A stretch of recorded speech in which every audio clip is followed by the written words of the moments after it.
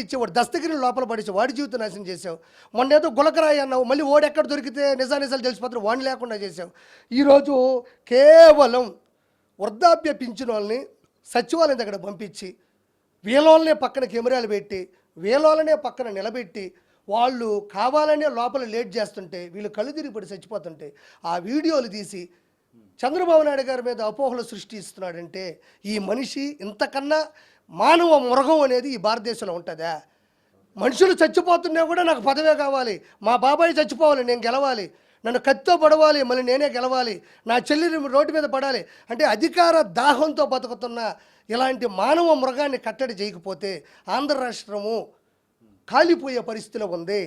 చంద్రబాబుని చాలామంది అంటారు నేను సింహాన్ని సింగల్గా వస్తున్నాను అంటున్నావు. అసలు సింహానికి ఉన్నటువంటి అసలు సింహం అంటే ఏంటో తెలుసా నీకు?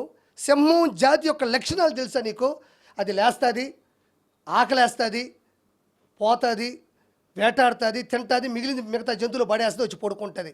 అది నీతి జాతితో ఒక పనే చేస్తుంది. నీలాగా నీతి తప్పినోడు సింహంతో పోల్చుకోవడం, సింహం కూడా సిగ్గుతో చచ్చిపోతుంది. నేను చూస్తే నేను సింహం సింగల్గా వస్తుంది అంటే సింహం లక్షణాలు ఏంటి, సింహం లక్ష్యం ఏంటి? ఈరోజు నేను నీ దిగజారుడు పని ఏంది? ఒక్కటి గుర్తుపెట్టుకో, నీలాంటి రావణాసురుని చంపాలంటే రాముడికి కూడా వానర సైన్యం కావాలా? ఆ రోజు సీతను తీసుకురావాలంటే సీతాదేవిని ఒక హనుమంతుడు చాలు, రామ్మ తీసుకెళ్ళిపోతామన్నాడు.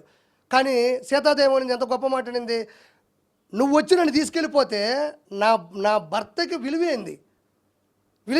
నా భర్త రావాలా, నన్ను తీసుకొని పోవాలా?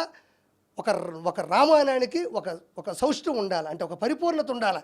నువ్వు తీసుకెళ్ళిపోతే ఉంది, నా మొగుడు వస్తాడు అంటే నువ్వు తీసుకెళ్ళిపోవడం కాదు, ఇంత తప్పిదం చేసిన వాడిని చంపి వాడి ఓటమిని ప్రపంచానికి చూపించి నన్ను తీసుకెళ్తే కదా నాకు విలువ అని చెప్పేది జరిగింది. రాముడు వానసని జరిగింది. ఇంకొక 30